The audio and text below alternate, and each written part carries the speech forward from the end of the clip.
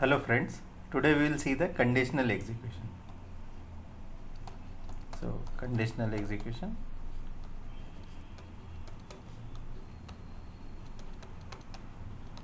So what's the meaning of conditional execution? Is consider like say when we are writing program, say if you write int main and whatever you are writing, it executing one after other. And then it exit, then here it exit. So this is like one after the other, it coming and executing, coming and executing. It's one after the other. Even like if you are having some function call, say add. So what you do, you come here, and then you get the function call. So then you go to the function call. Consider you wrote function call here. You made your function here. Then you come here also, it line by line it execute. It come back. And then it will do. So this all are like linear execution. But what happen is sometime when we are writing program, we may need to have the based on certain condition we have to take decision. Consider like if I ask you to write a program for even and odd. So if I ask you to find out like whether given number is even or odd. So you can see here the name itself is saying either we have to go here or we have to go here. Condition. Based on something we have to take a decision. So how to take decision and what all procedure is there. So today we'll understand in that conditional execution. So we are having conditional execution if else, if else if as many as else if you want you can put it. Else if, then else. So this is the three type of conditional execution, and then one more is there, that is switch case. So the switch case we will cover in another video. Today we will see the if-elseif-elseif. Okay. Now consider like the case, consider if I am writing a program int main, and here we are having variable int a comma b comma c equal to 5, and now we don't want three variables, so consider we want one variable only. Now we want to check whether like this condition is whether this given number is even or odd. So what we will do is this 5 will take the modulus. So if you don't know modulus operator gives the remainder. If you if we divide by 2 and if we check whether if given number is modulus is 0 or not.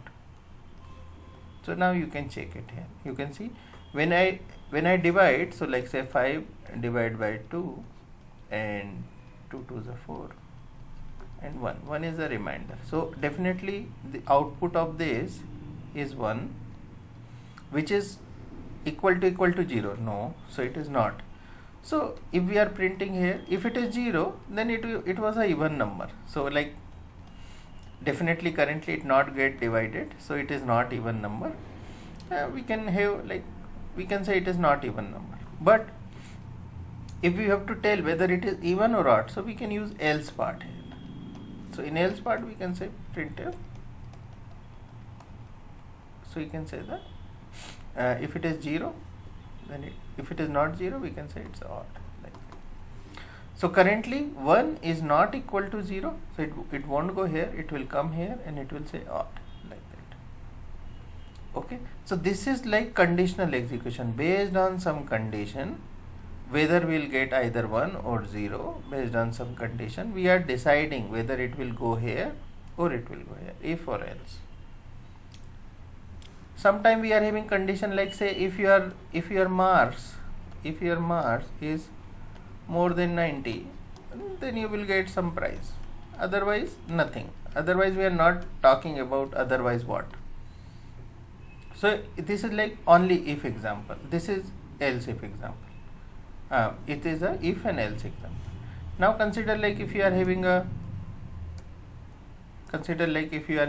condition where like say we have to check many conditions, like if your marks is greater than 90, then you will get the price is car. Else if your marks is greater than maybe say 80, then you will get bike. Else if your marks is say greater than 50, then you will be getting cycle. Else you may be getting coconut water, whatever. So see, now you have to validate multiple conditions, first condition, second condition, third condition, like that. The same activity you can do like this also, like if this condition, then again if the second condition, then if third condition. So you can see like same thing you can achieve by this way also, but I'll tell you what is the problem with this, what is problem with this and what is advantage of this is, here like if this first condition got true, you will not checking any other condition, it's gone, it will not go. If this condition false, then only it will be come here and it will check this. If this condition false, then only it will be checking this. If this condition false, then only it will be checking this. So it's like that, only one condition at a time it will going to, once it got true it will exit, it won't proceed further. But it is not like here, it will check this, then it will check this, then it will check this. And even you can get into some kind of trouble also, like if you not handle this condition properly, you can get into trouble also. I'll tell you one example. Consider like if you say, like say your variable is less than 100, then you have to do something. And if your variable is less than 60, then you have to do something. And if your variable is less than 40, then you have to do something. Now you see what is happening. Consider the value of a is say maybe 90. So 90 is less than 100, 90 is less than 60, 90 is less than 40. So everywhere we are going, everywhere we are going. But if you wrote this with the else if, you won't get this, you won't get this condition. I'll show you what I'm saying. You won't get this condition, like if you wrote a is less than 100, then you will get this condition true. Then you are not at all checking all other condition. A is less than 50 or 60 or whatever you are writing, that you will be always getting this condition true. So what's the meaning of that? You have to be carefully check it what you are using. If you are having what all option you are having, I will show you. You are having if else, and you are having if else if as many as you want, you can write it, and last is else. Okay, so now you can use it, and in all if else and all conditional execution we are using the relational operator.